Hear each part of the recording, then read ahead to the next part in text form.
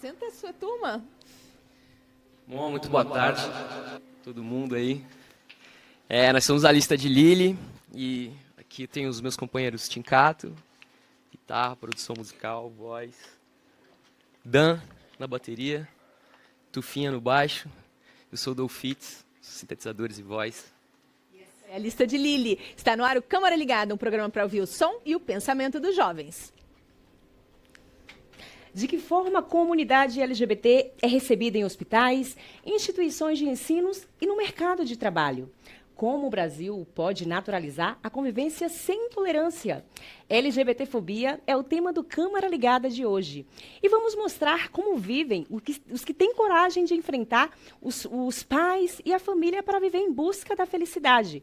E para esta conversa, estão aqui o deputado federal Jean Willis, do PSOL do Rio de Janeiro, Marina Heidel, coordenadora geral de promoção dos direitos LGBT da Secretaria dos Direitos Humanos, e Rodolfo Godoy, pesquisador do Instituto Cultura, Arte e Memória LGBT.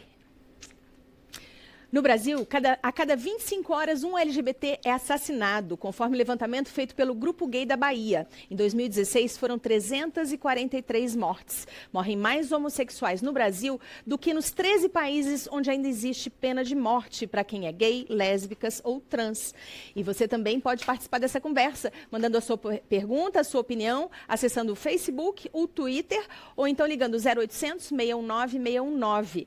A gente também tem o WhatsApp, 61 99620 2573. Quem vai receber as suas perguntas e trazê-las até o nosso auditório é a Taia Carneiro. A Taia é comunicadora, ativista trans da União Libertária de Travestis e Mulheres Transsexuais. E é também integrante do nosso Conselho Jovem. Obrigada, Taia. E antes, de falarmos sobre o tema, a gente vai conhecer um pouquinho sobre a banda Lista de Lili, que está aqui com a gente hoje, a banda é brasiliense, e nós vamos saber mais um pouquinho sobre eles.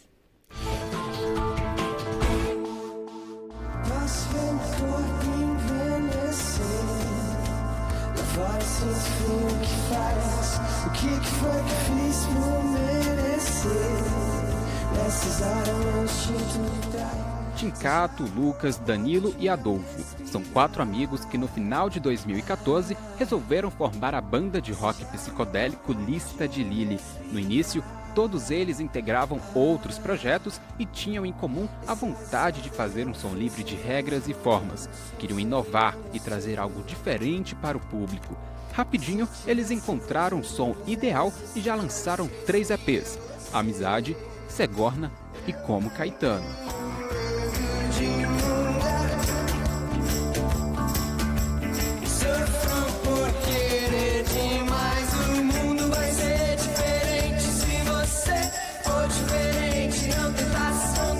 Com 2 anos na estrada, eles já fizeram mais de 50 shows em diferentes cidades e festivais por todo o Brasil.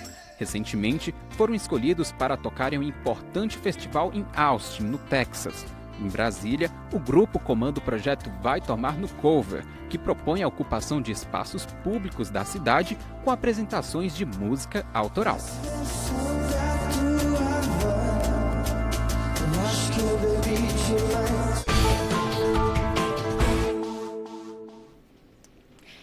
Vamos dar uma paradinha. Opa, peraí, isso já rolou. Escuta, vocês já fizeram mais de 50 shows pela cidade. Quero que vocês contem um pouquinho sobre a trajetória. Não só na cidade, né? É isso, a gente faz bastante show aí, principalmente depois que a gente começou o Vai Tomar no Cover, que é esse projeto que a gente tem de ocupação do espaço público com música. A gente pega o nosso material de ensaio, nosso equipamento, com gerador de energia a gente vai para porta de festa, de show, para o parque, domingo, chão do lazer no domingo, e faz pequenos shows e convida outras bandas também, autorais da cidade, para participar disso, né? E ajudar também a carregar as coisas, que é um tranqueiro danado. Mas é isso, ao ar livre, qualquer lugar tá valendo. Qualquer lugar tá valendo. Onde tiver gente querendo ouvir música boa do Distrito Federal, estaremos lá. E por que surgiu o projeto? Tinha uma história de dificuldade de encontrar espaço? Na verdade, o projeto Vai Tomar no Cover surgiu da necessidade da gente tocar, né? A gente sempre esteve envolvido com essa cena da música de Brasília E teve um tempo, uns 2 anos atrás, assim, antes do Vai Tomar no Cover, que a gente não conseguia lugar para tocar. As casas de Brasília, os espaços que eles davam para a gente tocar, ou era na segunda-feira, e tinha várias condições, né? E a gente decidiu pegar os nossos materiais e ir para a rua. E a gente vai onde tem pessoas, né? Na verdade, o Vai Tomar no Cover não é um evento, a gente faz uma intervenção em espaços públicos onde as pessoas já estão. A gente chega, monta o som e toca. Me lembrei agora, o Legião Urbana no início também tinha essa história, né? De tocar nas superquadras, embaixo do prédio, né? Eu acho que tinha. Assim. Quando vocês começaram, né, já tinha um plano onde vocês queriam chegar, um projeto para a carreira de vocês? Assim? A gente quer dominar o mundo. Que legal. Já ouvi isso em algum lugar. E antes, né, de nós passarmos para as perguntas, nós vamos apresentar a galera que está aqui com a gente. São os alunos do Centro Educacional 2, do Cruzeiro. E um alô, gente. Do Centro Educacional 1, de Planaltina. Do CEM 2, de Ceilândia. E a galera do Jovem de Expressão.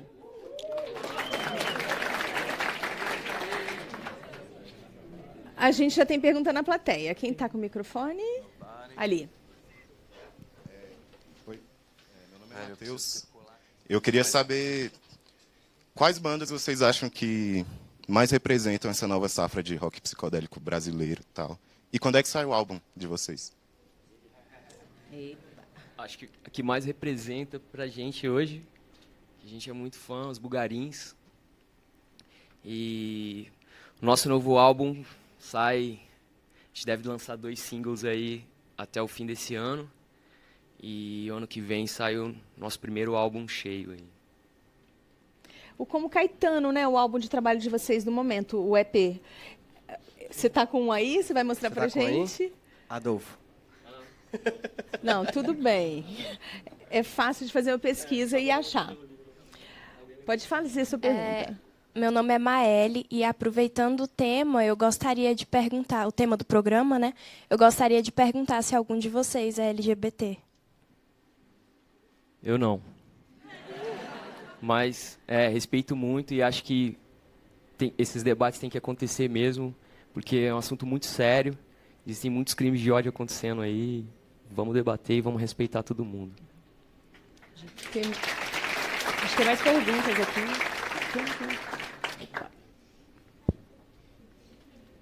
Olá, eu sou o Lucas Portugal do Centrão e fiquei curioso, que eu achei bacana os chapéus de vocês e, assim, qual o significado dos chapéus de vocês? Entende? Porque a gente tem muita vergonha de mostrar nossa cara. Não, é brincadeira. Veio de uma cultura vietnamita sobre o equilíbrio da vida. E aí cada um tem um significado nesse equilíbrio. Por isso que os nossos chapéus, né? Acho que tá certo. Chapéus. São estranhos? São diferentes, isso. Que a gente tem todo um significado. E quando junta os 4, dá aquele equilíbrio sobrenatural. Só mais uma perguntinha. Vocês tocaram num festival gigantesco no Texas, né? Com 500 bandas de todo mundo, mas não é só um festival de música. Eu queria saber o que rolou lá. É um festival de tecnologia, é isso? South by é uma referência em festival de música há 20 anos, né? E de uns tempos para cá eles começaram também a abrir para cinema e tecnologia. Então acontece muita coisa lá, assim, a parte de games lá era gigantesca esse ano. Enfim, é um festival muito legal. Assim, o nome do festival é o South by Southwest, né? SXSW. Que ele pega a cidade de Austin, no Texas, toda. Então, é uma cidade toda em função de um festival. Então, rola música, as tendências todas começam lá, assim, da tecnologia, de músicas, bandas que vão estourar daqui a 1 ano, começaram lá e tal. É isso. Que legal.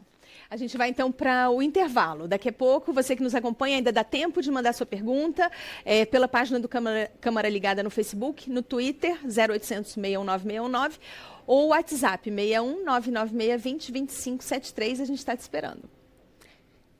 E antes do intervalo, mais música com Lista de Lili.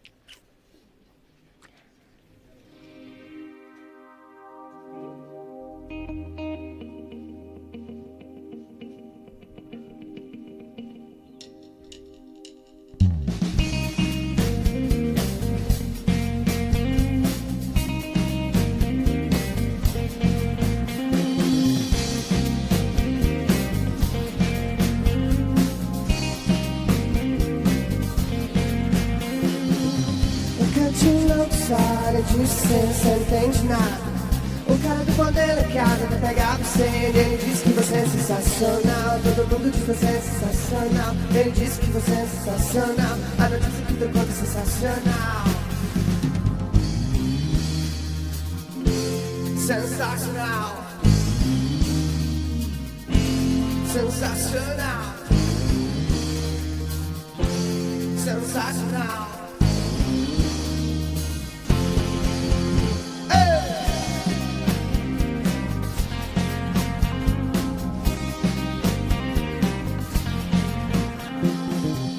Tem uma pessoa que preste, que não conta brecha, foi você e eu. Tomou um banho de dinheiro, me quebrou o pau. Ele disse que você é sensacional. Todo mundo diz que você é sensacional. Ele disse que você é sensacional. Meio mundo que o Brasil é sensacional. Sensacional. Sensacional. Sensacional. Sensacional. Sensacional. Você é sensacional. Sensacional.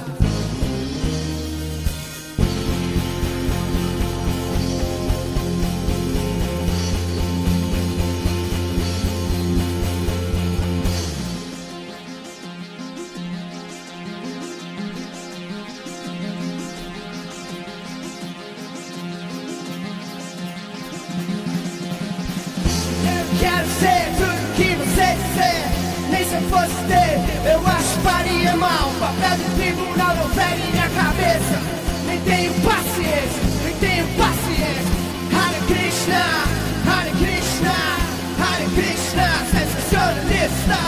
Hare Krishna, Hare Krishna, Hare Krishna, sensacionalista.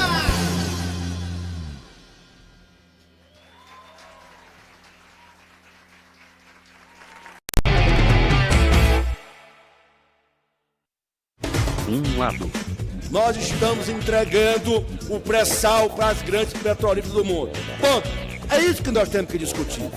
Outro lado. É falso dizer que a empresa está sendo vendida. É verdadeiro dizer que está se buscando a iniciativa privada para aumentar a produção. Um ponto. Num país com as carências que o Brasil tem, na educação, na saúde, na assistência social. Isso aqui é o retrocesso absoluto. O contraponto. O povo quer, na verdade, é o resultado. Responsabilidade, sim, com o país. Nós possamos avançar nas demais reformas. E aí nós temos que ter coragem. Fatos e opiniões. Toda sexta, aqui na TV Câmara.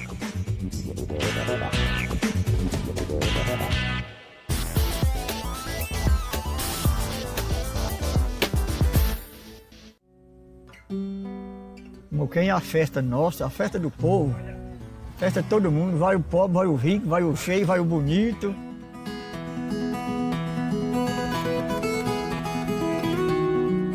Da hora que a gente é devoto, moço, os pais da gente é devoto, a gente já nasce aprendendo aquela devoção e a romeiro do mesmo jeito. E acho que a romeiro até quando morrer. E a família é grande, todos são devotos dessa romaria. E nós conhecemos lá no Muquem mesmo. E lá começamos a gostar dos uns dos outros, que no outro ano nós acho que já foi casado. Essa cachaçada, mas bebedor, mas passa tudo, no outro dia tá tudo bom. Que a cachaça não tem jeito, essa não acaba. Na música fala para acabar com os piquinhos de Goiás e cachaça, mas não acaba não.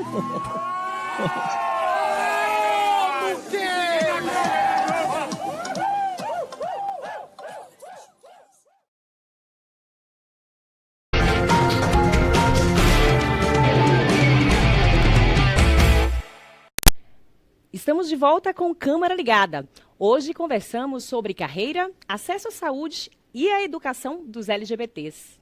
Você que está nos acompanhando agora, pode mandar sua pergunta ou um comentário. Liga 0800 619 619 ou acesse o Facebook, Twitter ou WhatsApp 61 99620 2573. Os nossos convidados hoje são o deputado Jean Willis, do PSOL do Rio de Janeiro. Ele é coordenador coordenador da Frente Parlamentar pelos Direitos Humanos e é parceiro dos movimentos pela cidadania, contra a homofobia e a intolerância, desculpa. Marina Heidel, ela é coordenadora geral da promoção dos direitos LGBT da Secretaria de Promoção e Defesa dos Direitos Humanos. Ela é mestre em Educação e Relações de Gênero e Sexualidade pela Universidade do Rio Grande do Sul. E o Rodolfo Godoy. Ele é pesquisador do Instituto Cultura, Arte e Memória LGBT, que tem como proposta a valorização da cultura e do direito à memória da comunidade LGBT. E antes do debate, nós vamos conhecer um pouco a história da luta LGBT, né, como é a realidade dos que batalham diariamente por direitos básicos, como respeito e igualdade. Década de 70. O movimento pelos direitos LGBT começa a ganhar força no Brasil, e o país ainda estava em plena ditadura militar. Em 1978, um pequeno grupo de intelectuais do Rio de Janeiro e de São Paulo fundou o Lampião da Esquina, um tabloide mensal de ampla circulação dirigido ao público homossexual. Pouco tempo depois, é criado Somos, a primeira organização pelos direitos homossexuais do país. No início dos anos 80, a epidemia de AIDS se tornou crise de saúde pública e acabou por esvaziar a pauta da liberação sexual. Por outro lado, também trouxe maior visibilidade aos grupos LGBT e várias outras entidades foram criadas. Recentemente, a luta começa a dar frutos e o movimento conquista importantes vitórias e o apoio dos meios de comunicação. Eu vejo esse momento como um momento de retirada de véus.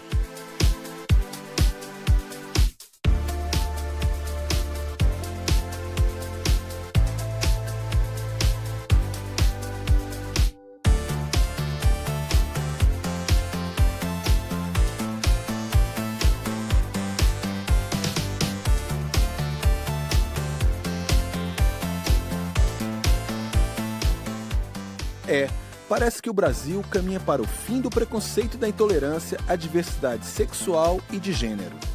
Será? A polícia apresentou hoje 5 pessoas que foram detidas suspeitas da morte da travesti Dandara dos Santos. São 3 adolescentes e 2 homens. Segundo as investigações, Dandara foi espancada, apedrejada e executada a tiros.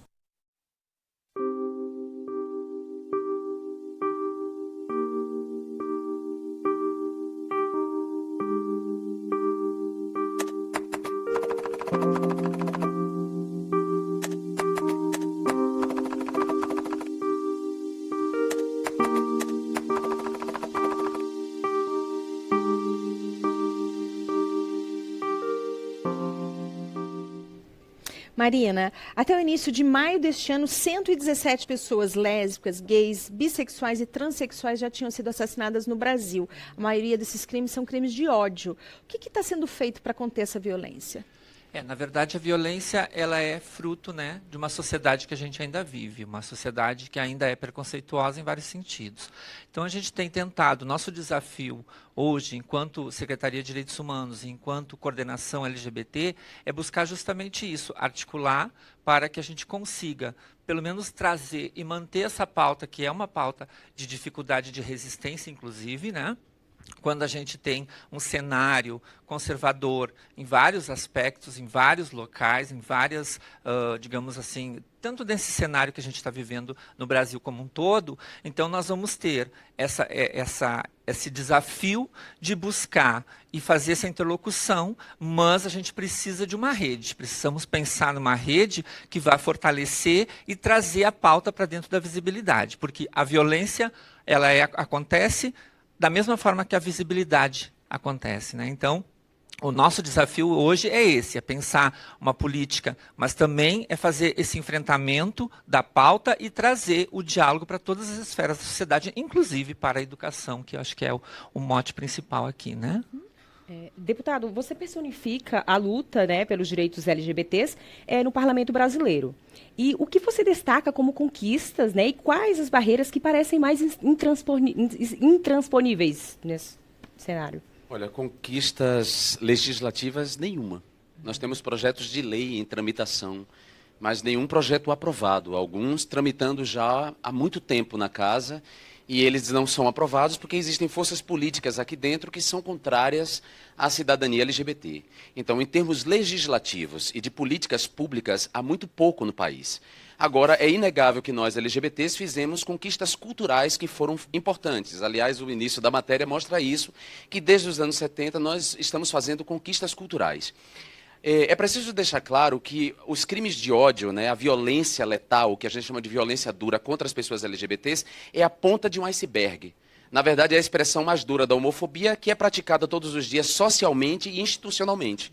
Então, mesmo eu, um homossexual assumido, orgulhoso, com uma formação acadêmica sólida, professor universitário, ativista do movimento LGBT, eleito com 145 mil votos, o sexto mais votado da bancada do Rio de Janeiro, com uma campanha super barata, honesto, intelectual e materialmente, fui insultado no dia do orgulho LGBT de viado por um colega de parlamento. Então, essa é a homofobia institucional. É a homofobia que impede, por exemplo, que os alunos LGBTs tenham uma vida tranquila na escola, que dificulta o acesso ao trabalho, porque discrimina pessoas trans, assim como discrimina as pessoas de pele preta. Então, essa homofobia ela é praticada por todo mundo, talvez por muita gente nesse auditório, que muitas garotas que pretendem ter filho, dizem assim, Deus me livre de ter um filho gay. Essa é uma expressão da homofobia. E essa expressão do que a gente chama homofobia social, ela, na verdade, sustenta culturalmente a expressão mais dura da homofobia, que é o assassinato. Porque tem sempre aquele que mete a mão na merda, que não fica só no insulto, na injúria, que puxa a faca, que puxa a arma, que mata, que apedreja. Ou, mesmo no caso, porque a gente tem que deixar isso claro, quando o crime não é necessariamente um crime homofóbico, ele se torna um crime homofóbico quando a pessoa descobre que a vítima é LGBT. Então, por exemplo, num assalto, um assaltante descobrir que é uma transexual, que ele está assaltando, ele vai agir com muito mais crueldade, porque ele tem um preconceito dentro dele. É isso. Falando em avanços culturais, o Rodolfo é do Instituto Cultura, Arte e Memória LGBT. Como é que atua o Instituto? Olá, boa tarde. Dentro desse cenário brutal que a gente vive, né, comentado pelos colegas, o Instituto Cultura, Arte e Memória LGBT vem com essa vontade de dar visibilidade para a nossa área cultural e para a arte produzida pela comunidade LGBT no Brasil, né? O Instituto foi criado ano passado, 2016, quando a gente completou 90 anos, seria completado 90 anos de vida de Darcy Penteado, que foi um importante artista gay no Brasil, que fez a sua primeira exposição homoerótica lá em 1940. Né? Então a gente tem um passado cultural, um passado artístico que ele precisa ser resgatado. Por isso que a gente fala sobre o direito à memória. Saber quem veio antes da gente, para que a gente não ache que o tempo todo a gente tem que reinventar uma roda, né? Para que a gente consiga dar passos mais largos. Né? Então, o Instituto ele foi criado nesse sentido, na defesa da arte, da cultura e da memória da comunidade LGBT. E aí, mais do que ter uma sede, a gente está tentando viabilizar um espaço cultural aqui no Distrito Federal para que ele possa ser um centro catalisador dessa cultura, né? Que a gente possa ter uma biblioteca, uma videoteca, um espaço de exposição de arte, onde a gente consiga construir um espaço comunitário, um espaço coletivo. Né? A gente sabe que os direitos que a gente tenta conseguir pelo Estado ou aqui no Parlamento, eles são muito difíceis. Né? O Estado é muito moroso quando a gente tenta adquirir direitos civis ou de direitos humanos. Então, a gente acredita que a arte ela tem essa potência de atravessar os sujeitos de forma mais imediata e mais urgente, que é o que a gente precisa. A gente já tem pergunta na plateia? Pode falar. Olá, meu nome é Laísa. Eu queria fazer uma pergunta para o deputado. No caso da Dandara, né, a travesti que foi apedrejada, morta, eu queria saber qual é o propósito de lei que o senhor tem para apresentar para que isso não venha mais acontecer, para a homofobia ser extinguida. Qual é o seu nome? Esqueci? Laísa. Laísa. Laísa. Laísa. Isso. Laísa, tem um verso de Drummond que é lindo, que ele diz assim, os lírios não bastam, os lírios não nascem das leis. Se as leis fossem suficientes para impedir crimes, o fato do homicídio estar tipificado no Código Penal, que é uma lei, impediria que as pessoas matassem. Então não é lei, Laísa. A gente tem que mudar uma cultura. Eu tenho projetos de lei, sim, aqui na casa. Um projeto de lei, por exemplo, que criminaliza as discriminações contra pessoas LGBTs com penas pecuniárias, com penas alternativas e socioeducativas, e que agrava o crime de homicídio, torna agravante no crime de homicídio quando ele é motivado por homo, lesbo, transfobia, certo? Então essa é uma iniciativa nessa casa que não depende só de mim. Se dependesse de mim, Liza, a nossa Constituição estaria sendo defendida e ela não está. Porque nessa casa há forças políticas eleitas como eu, que chegaram aqui por votos populares como eu, que são contrárias aos direitos de todos. Vocês sabem disso. Há pessoas dentro dessa casa que acham que mulheres feias não podem ser estupradas, que só as bonitas podem ser estupradas. Tem gente que diz isso na tribuna da Câmara. Então, não depende só de mim isso, entendeu? Mas a gente está fazendo essa batalha legislativa, mas além da batalha legislativa, nós estamos fazendo uma batalha política, que é a mais importante, que é instruir as pessoas, que é ampliar o repertório delas, que é explicar, que é conversar nas escolas, nas universidades, para ir desconstruindo esse preconceito que está em muita gente. Está em muita gente. E o preconceito é uma falsa certeza. É aquilo que lhe dá um conforto, você acha que aquilo é a verdade, mas aquilo não é a verdade, é uma falsa certeza. Então, são duas frentes que eu atuo. Uma frente parlamentar, propriamente dita aqui, votando projetos de leis favoráveis à comunidade ou impedindo que projetos de leis contrários à comunidade sejam aprovados, e eu tenho uma batalha político-cultural, que é o trabalho político que eu faço, seja nas redes sociais, seja nas universidades, que eu continuo professor universitário, eu sou escritor, eu publico livro, eu tenho um programa de televisão sobre cinema LGBT, então são várias frentes que a gente vai atuando para ver se a gente desconstrói esses aspectos culturais.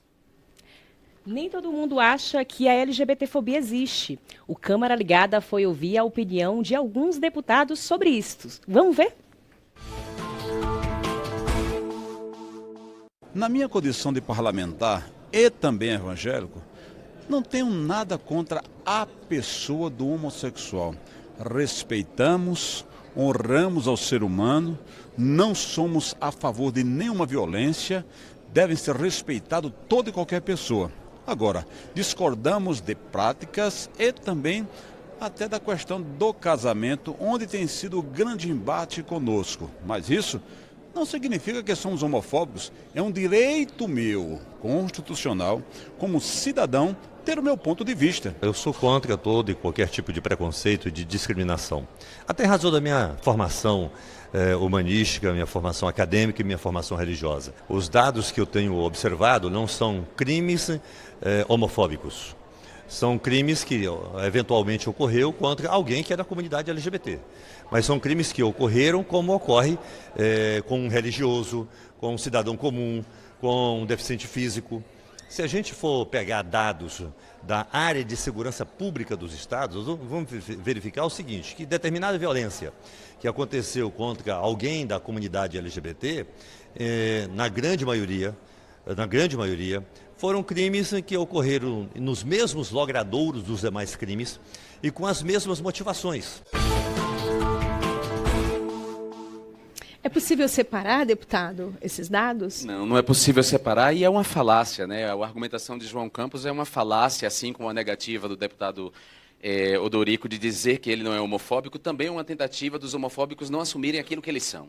Em primeiro lugar, eu volto a dizer, há notificações de crimes de ódio motivados pelo ódio a homossexuais. Dandara é um dos exemplos, mas temos o caso de Itaberli, que a mãe contratou 3 homens para espancá-lo e ela deu o golpe final de faca nele e matou o próprio filho, porque ela tinha ojeriza da sexualidade dele. Além desses casos, nós temos o de Alexandre Ivo. Eu poderia aqui enumerar uma série de casos de assassinatos de LGBTs motivados exclusivamente por LGBTfobia. Agora, além disso, mesmo quando é um crime comum, digamos assim, o que ele está chamando de crime comum, se num assalto ou num sequestro relâmpago, o algoz perceber que a vítima é LGBT, ele trata com crueldade muito maior.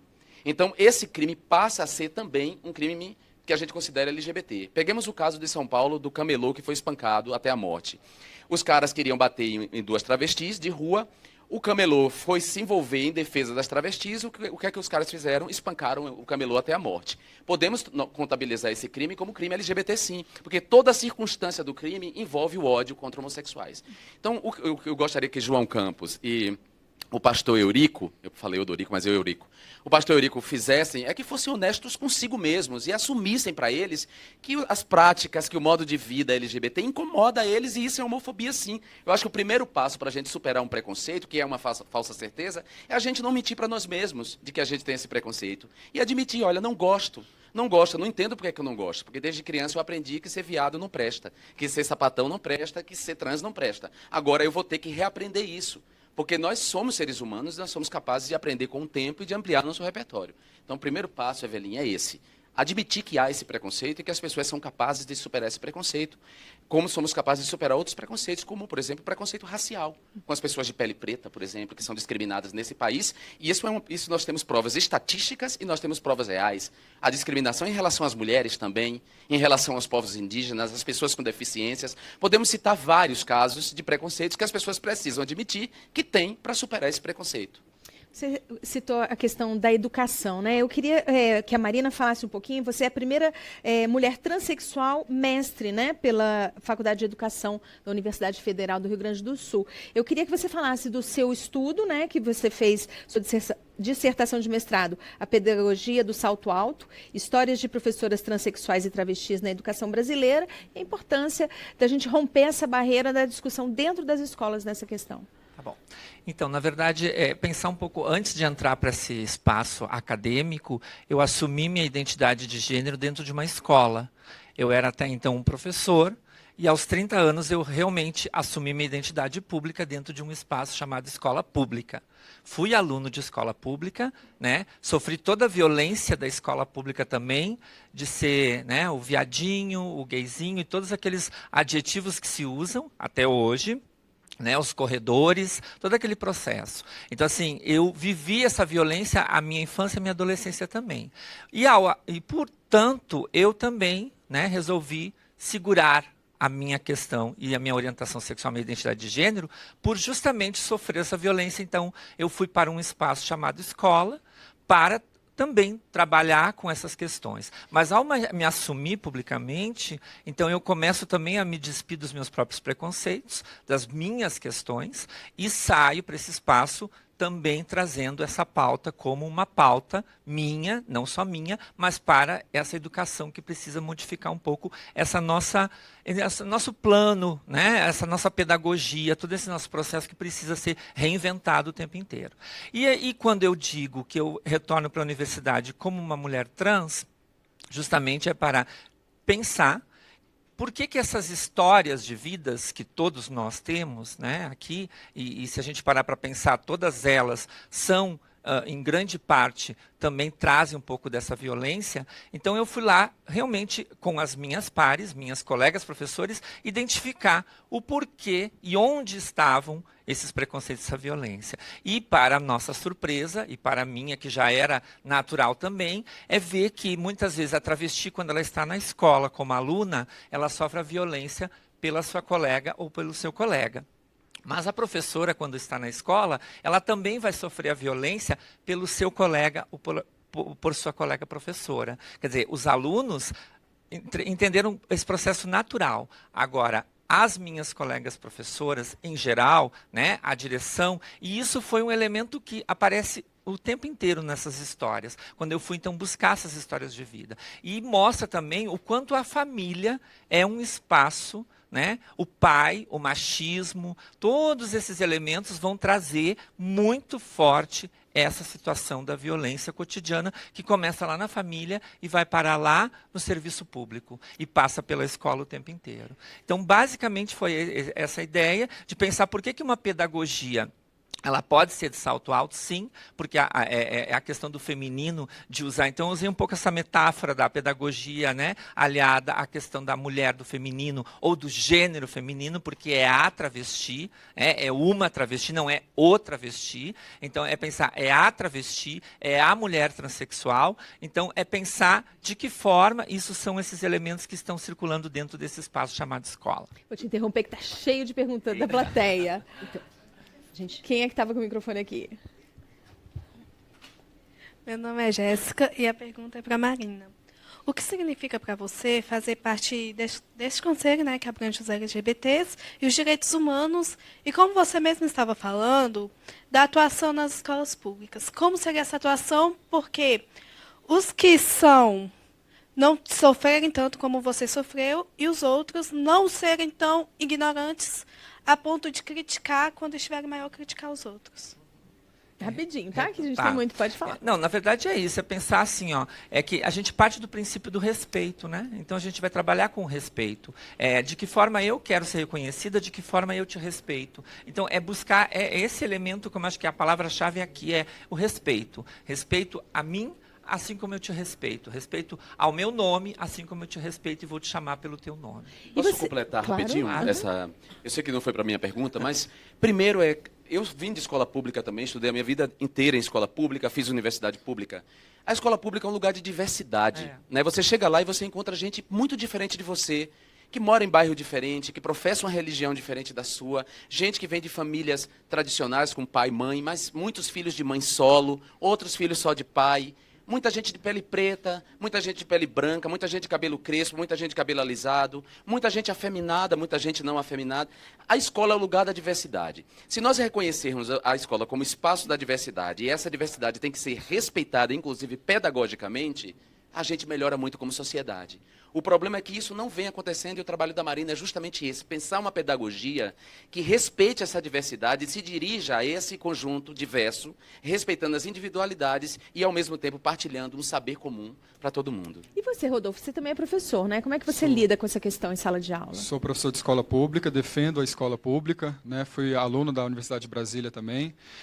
A gente sabe que a escola pública hoje, todas as escolas DF, elas têm os seus conteúdos hoje em disputa política também, né? O projeto Escola Sem Partido, ele congrega uma série de sujeitos na sociedade que pretendem retirar do contexto escolar qualquer tipo de debate sobre a diversidade, sobre a violência, sobre o racismo, sobre machismo, né? E a gente sabe que muitos LGBTs, quando estão justamente na adolescência ou na infância, se descobrindo suas identidades sexuais, suas identidades de gênero, muitas vezes se entendem como os únicos sujeitos que são daquela forma, né? Então, eu acho que se a gente aposta novamente na cultura como um acesso àquilo que a gente é, né? Porque Cassandra Rios, como eu disse, escreveu o livro dela em 1940, um romance lésbico. Né? Como que seria para uma menina que começa a se entender enquanto lésbica, né? Saber que alguém, há muitos anos atrás, também tinha a sua mesma, compartilhava dos seus mesmos anseios, as suas mesmas dúvidas, né? Porque o que acontece na escola é que muitas vezes a menina ou o menino violentado, né? O cara chama o outro de viadinho, ele não consegue chegar em casa e dizer, pai, me chamaram na escola de viadinho e talvez eu seja, né? Então, de novo, apostar que a literatura, um filme, né, um teatro, ele possa produzir um lugar de reconhecimento para a gente poder ser quem a gente é de fato, né? Então, agora a gente vai para as redes sociais com a Taya Carneiro, mas antes de você falar como é que está as redes sociais, eu queria saber de você, né? Você atua na União Libertária de Travestis e Mulheres Transsexuais, na UTRA. Como é que é a sua atuação lá? Explica para a gente. E tem pergunta para alguém aí? Tem pergunta sim. Sobre a UTRA ela é uma organização que veio para dar voz às mulheres transexuais, jovens, inclusive. Nós somos uma organização de mulheres trans jovens do DF e a gente quer estar nos espaços falando por nós.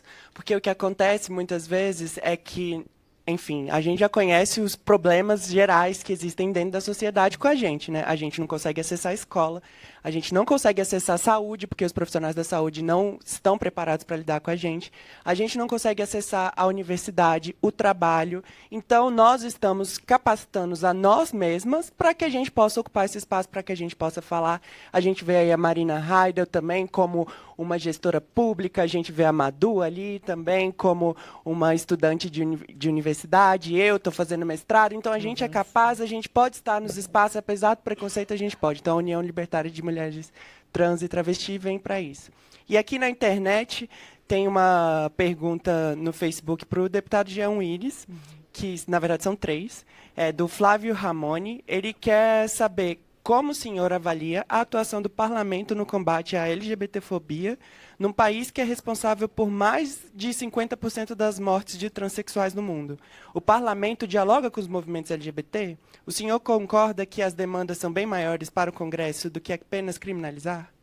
Concordo inteiramente que a demanda é muito mais que criminalizar. Eu, inclusive, sou crítico do tipo de criminalização que é proposto por setores do movimento, né? Eu sou por um movimento, como dizer, eu sou contra o punitivismo, eu sou pelo Estado penal mínimo. Eu não acho que todo crime tenha que ser respondido com prisão. Por isso pensamos em penas pecuniárias e socioeducativas para discriminações, por exemplo, injúria e tal. E penso em prisão apenas nos casos de violência dura, da violência, como eu digo, letal.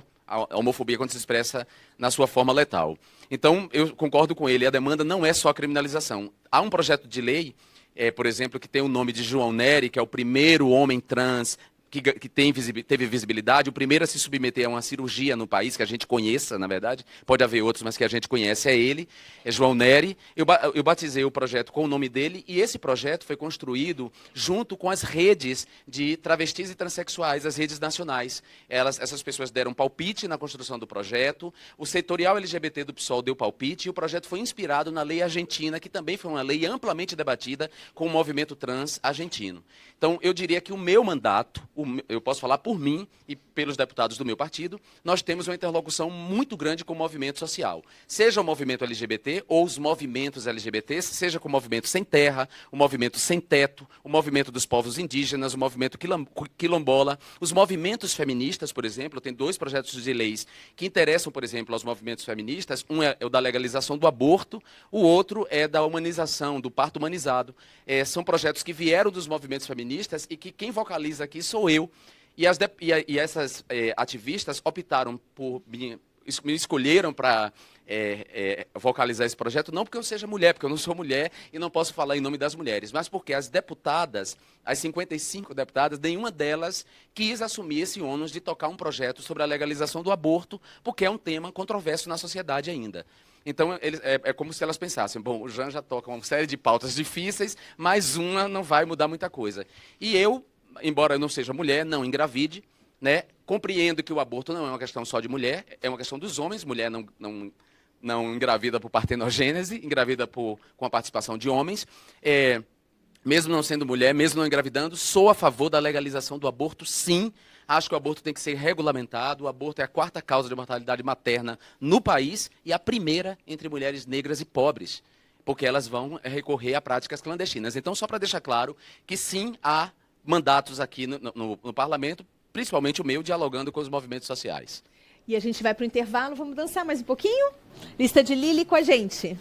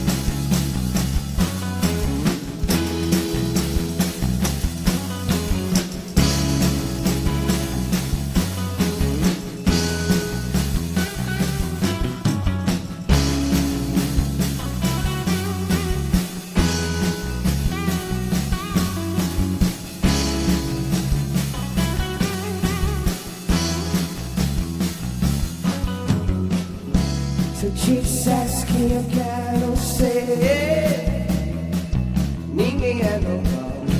De perto como Caetano de Sé, eu só sei cantar.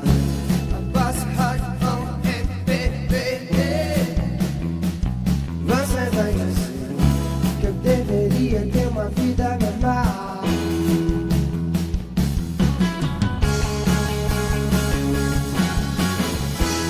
Isso não é nada.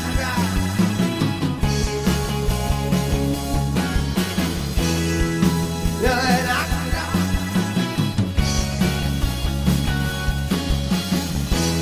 Isso não é nada.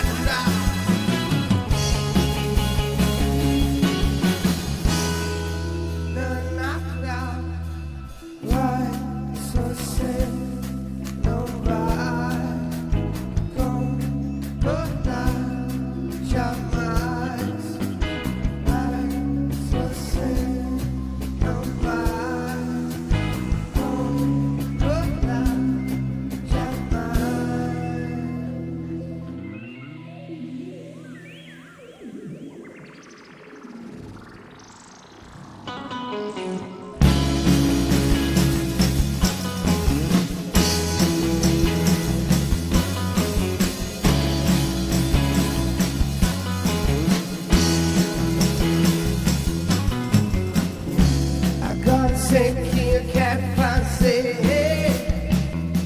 Não quero ser normal, não consegui sentar no banco de trás.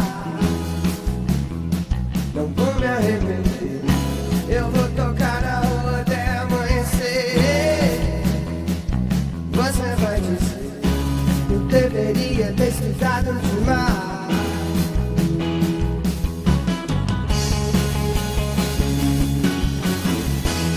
Isso não é natural.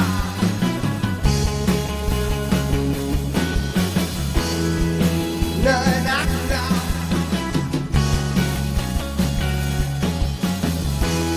Isso não é natural.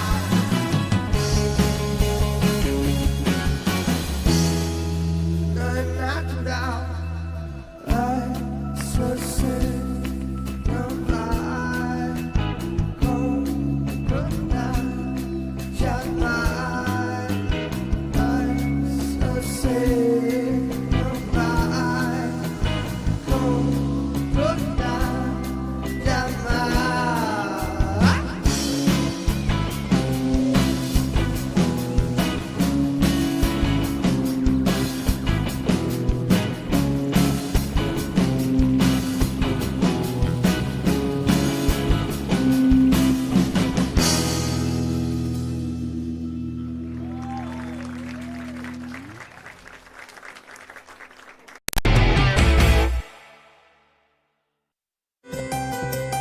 As novidades nas tecnologias que ajudam a melhorar a produção rural.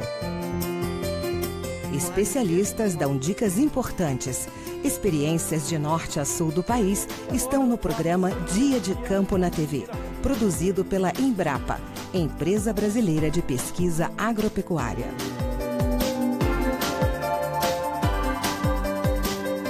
Agricultura e criação de animais.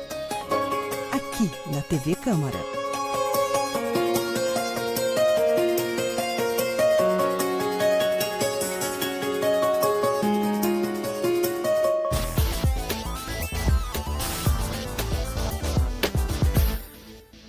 Estamos avançando na luta contra a AIDS, mas ainda há muito a fazer.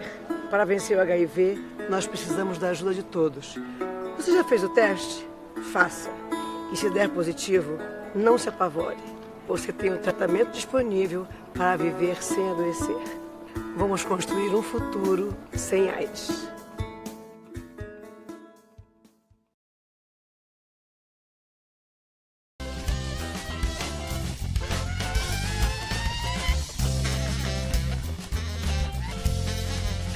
Esse aqui é o mais grave, o sax barítono, né? É um instrumento muito bonito, ele tem um som bem aveludado, é bem melódico.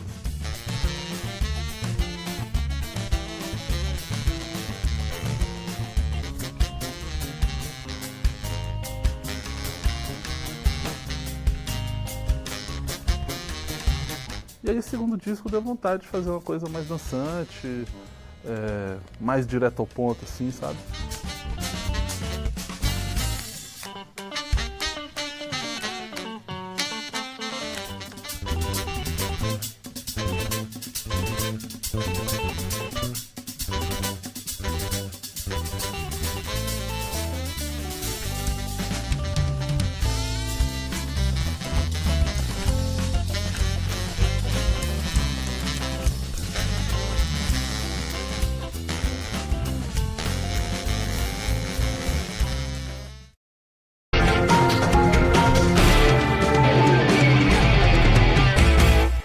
Estamos de volta com Câmara Ligada. Hoje estamos conversando sobre LGBTfobia. O maior desafio dos LGBTs é conviver com o preconceito em várias áreas da sociedade. Nós vamos como combater e superar os vários olhares intimidadores. Vamos conhecer a Madu e como ela lida com isso no dia a dia.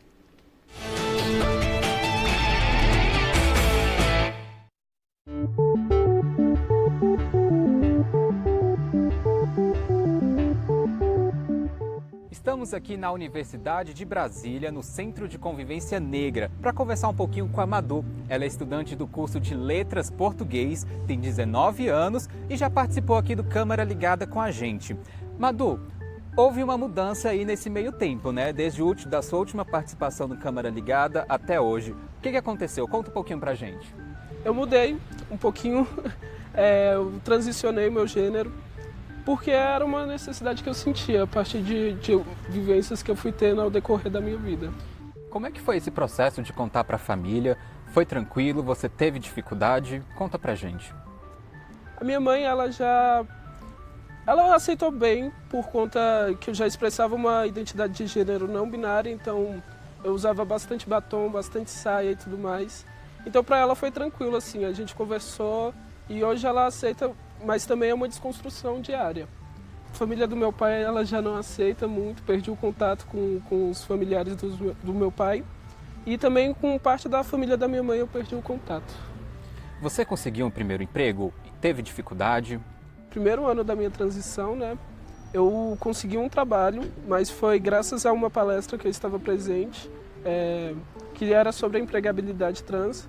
Então, durou somente 2 meses esse trabalho e desde então eu não consegui outro emprego, mas aqui na universidade eu consegui um estágio, que é nessa diretoria da diversidade. Agora, nesse recorte de 1 ano, quais foram os pontos positivos e negativos que você enfrentou? Eu nunca mais me relacionei depois da minha transição.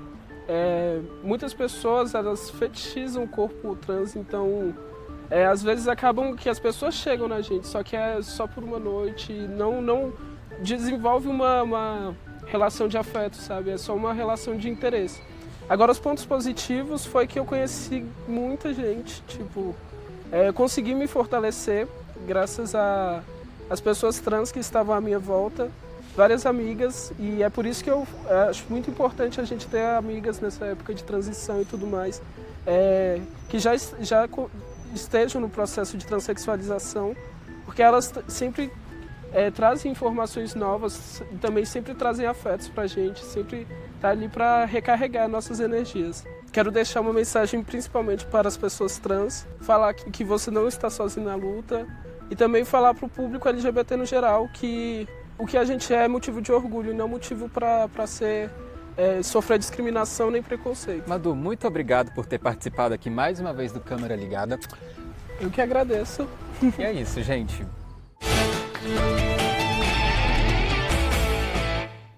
E a Madu tá aqui na plateia, né? Palmas para ela, gente. Obrigada por ter vindo, Madu. Rodolfo, a Madu tocou na questão das famílias, né? Da rejeição das famílias.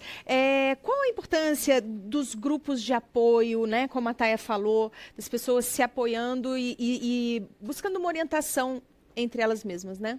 Eu acho que... Oi? Estão me ouvindo? Sim. Eu acho que quando a gente pensa na coletividade, né, a gente consegue avançar de uma forma muito mais poderosa, né, muito mais potente. Por isso também acho que a gente precisa pensar em como a gente atrai aliados para a nossa luta, né? Então pensar que quando a gente pensa na cultura e na arte LGBT, a gente consegue atravessar muitos outros sujeitos que não são apenas os sujeitos LGBTs, né? Mas que são aliados numa luta política, aliados em compartilhamento de valores, né? Aliados num desejo de um mundo melhor para todo mundo, né? Porque se a gente não consegue estabelecer redes de contato, como disse o deputado, não vai ser uma lei que vai necessariamente mudar a nossa realidade. Ela é muito importante, mas a gente também precisa construir um espaço de convivência coletiva mais acolhedor, né? E casas de abrigo? Pode falar. Antes de falar da casa de abrigo, só para completar essa fala, que é importante o que ele diz, a gente não conseguiu aprovar o casamento civil igualitário aqui na Câmara, né? Não é uma lei, não modificamos o Código Civil, tampouco a Constituição. O casamento civil igualitário no Brasil foi garantido graças ao Poder Judiciário, graças a uma provocação do nosso mandato junto ao CNJ. E a gente fez uma campanha que envolveu Marisa Monte, né? Eu tenho uma relação com a Marisa Monte, e aí eu pedi a ela que compusesse uma canção para a campanha do casamento civil igualitário, e ela convidou Arnaldo Antunes e Carlinhos Brown. Nenhum dos três é LGBTs, mas os três são friendlies, os três são S, de simpatizante. Compuseram uma música muito bacana para a nossa campanha do casamento civil igualitário e foi muito importante. Então é disso que ele fala. A Madu, que foi estrela do nosso cartaz do seminário LGBT, do 14º seminário, ela é uma das estrelas do cartaz. falou uma coisa importante sobre a relação de afeto, né? E é verdade, a gente precisa se apoiar uns nos outros e temos que lembrar que não somos inimigos uns dos outros. Que a sopinha de letras é só para trazer questões que antes estavam invisibilizadas, mas não quer dizer que os gays tenham que ser inimigos das trans, que as trans tenham que ser inimigas das lésbicas. Não podemos alimentar essa cultura de separação, de ódio, de disputa entre nós LGBTs. Nós temos que ser cada vez mais solidários uns com os outros. Rapidinho sobre as casas de abrigo, Marina. Na verdade, a dificuldade que a gente vai ter nesse espaço, além de todos esses que a gente já colocou aqui, é essa questão da moradia, né? Nós temos hoje pessoas trans e travestis que vivem embaixo de viadutos, são moradoras de rua, assim como outras pessoas que vivem nesse país. Então, assim, para ter uma casa, nós temos um exemplo em São Paulo, mas que não foi o poder público também que organizou, foram um movimento da sociedade como um todo e o apoio de algumas empresas. Ainda é uma dificuldade, nós vamos ter quem que apoia, como disse o Gia aqui. Nós precisamos nos alimentarmos nessa força de... Então, a travesti que já tem uma vivência, ela vai apoiar muitas vezes a outra travesti e a gente vai entender que ela está, então, abrigando também, muitas vezes, o que a família não fez. Então, a gente tem hoje modelos de travestis, né, da década de 80 e 90, que, claro, que já não podem mais sair para o único trabalho que até então, hoje, ainda é a nossa vivência, né, da prostituição. E aí, então, elas vão abrigar, muitas vezes, como uma forma de abrigo para essas meninas mais jovens que estão aí na rua, enfim. A gente já tem pergunta na plateia, você pode fazer isso. Por Rodolfo. Sou Leonardo, professor do Centro de Ensino Médio 2. Rodolfo, assim, mediante a sua fala inicial, eu também concordo com você que a apropriação dos bens de produção cultural, né, e o resgate histórico e memorialista das lutas LGBT são fundamentais para que se produza orgulho, né?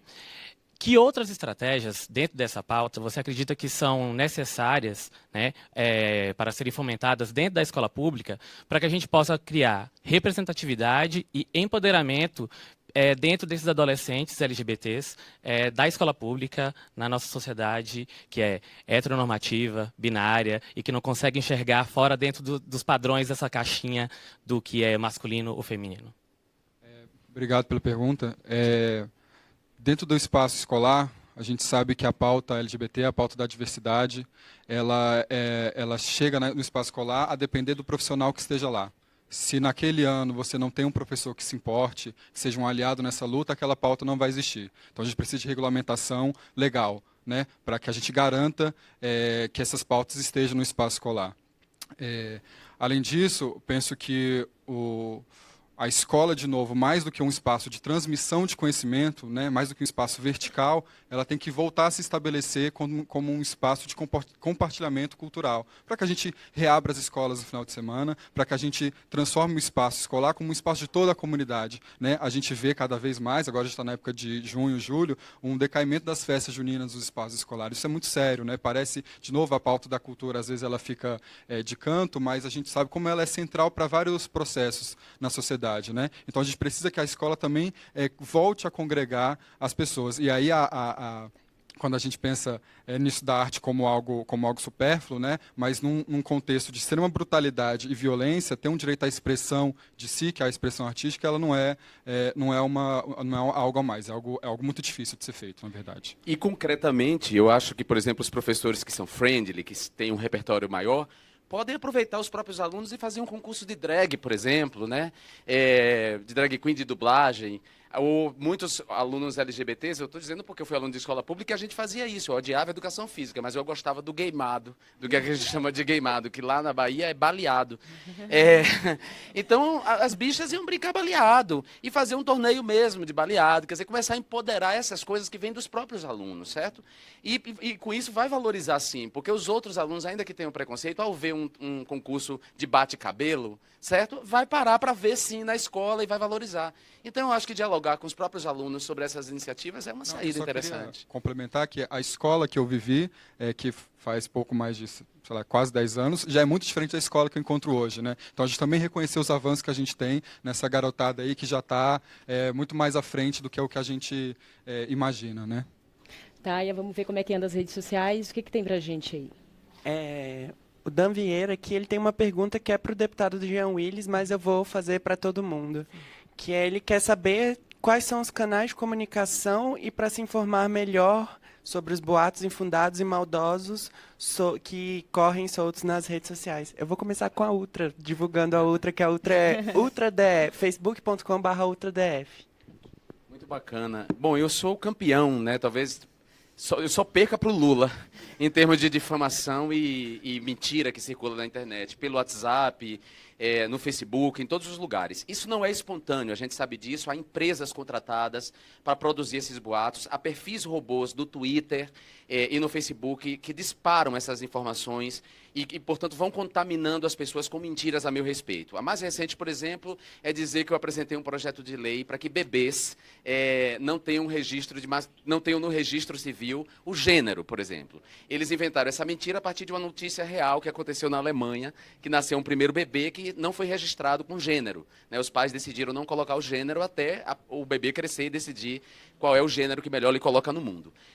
Eu diria que os melhores canais para as pessoas verem o que é verdade são os meus canais, o canal no YouTube, a minha página no Facebook, que é notificada que... Como é que a gente chama? Com um selinho azul? De certificação, né? Certificada, que é certificada, a conta no Twitter, no Instagram, a página da Câmara Federal, ou seja, você quer saber quais são os projetos que eu apresentei? Vá à página da Câmara Federal, assista aos programas da TV Câmara, ouça meus pronunciamentos e você vai saber o que é de fato o meu mandato, em vez de acreditar em meme de Facebook. E na verdade, assim, só para dizer, né? Quando a gente vê uma notícia, a gente não pode logo se jogar naquela. Acho que tem que dar, né, mais uma leitura para buscar mais informações, porque é muito perigoso você também colocar, muitas vezes, uma coisa falsa nas suas redes sociais, né? Só para complementar mesmo. Quem quiser entrar em contato com o Instituto, é instituto.lgbt. Só isso, não tem .com, não tem .br. A gente está em campanha de financiamento para o nosso centro cultural, então quem quiser nos apoiar, procura a gente lá. E só para lembrar que tem consequência de espalhar mentira na internet e calúnia, e o nosso mandato já venceu 3 processos. Num deles, o cara foi obrigado, óbvio que eu não queria que uma pessoa dessa fosse presa, eu sou contra pena de prisão, mas ele foi condenado a prestar um serviço no hospital público que atende pessoas LGBTs. Então, essa foi a condenação dele e eu quero crer que essa pessoa se transformou como um indivíduo e nunca mais vai espalhar uma mentira na internet. Sua pergunta. Olá, meu nome é Isabela. Eu queria perguntar para a Marina, principalmente, mas serve a todos. Você, como psicóloga e na sua posição, o que você acha sobre a lei que está tramitando sobre a escola sem partido, como o Rodolfo já tinha dito antes? E como isso pode interferir na vida do jovem depois da escola, dentro do meio da sociedade? Bom, na verdade, eu não sou psicóloga, né? Eu sou professora.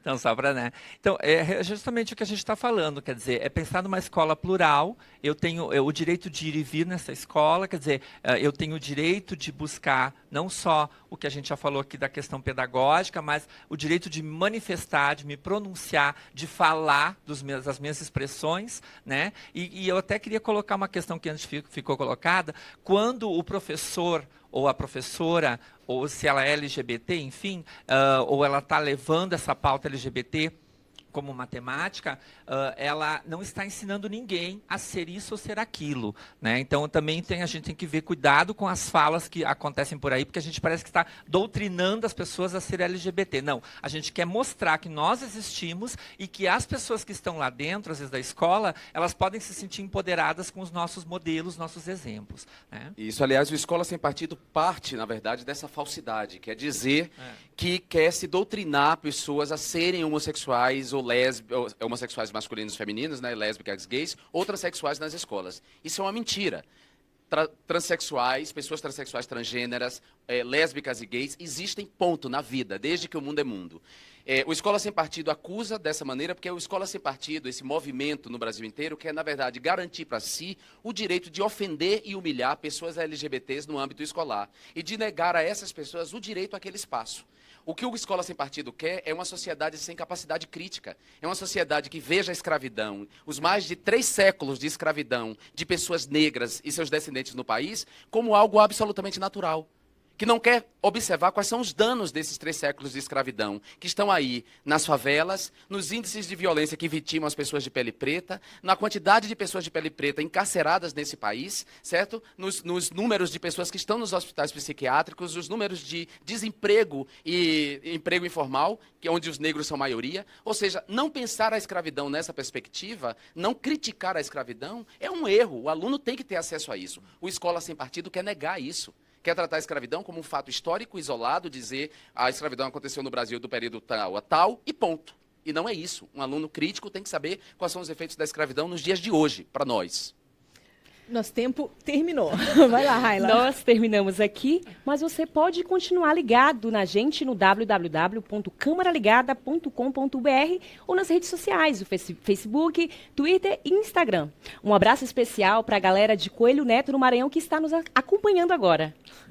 Eu agradeço o apoio dos nossos parceiros, o Sesc DF, Unesco, ANDI, Unicef, Simpro DF, UNFPA e Jovem de Expressão. Eu agradeço a nossa equipe técnica, muito obrigada a vocês, estudantes da plateia. Obrigada, Jean, Marina, Rodolfo. E muito obrigada, Lista de Lili. A gente termina com vocês. Vamos dançar? Obrigada, Madu.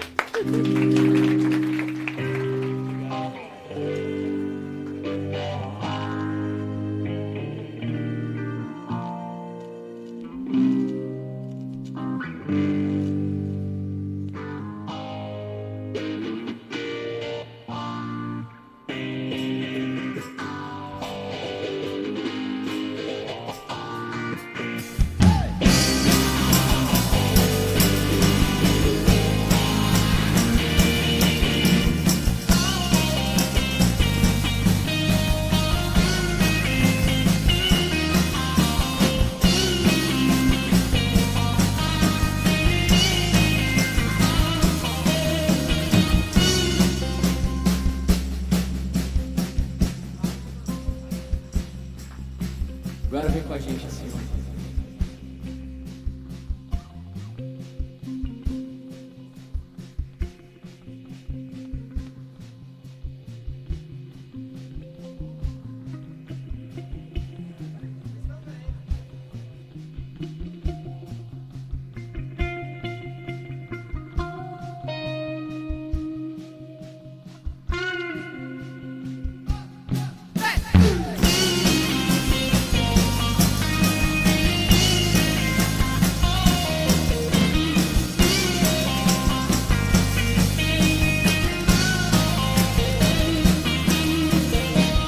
Ele não pôde ser famoso, não nesse mundo cão.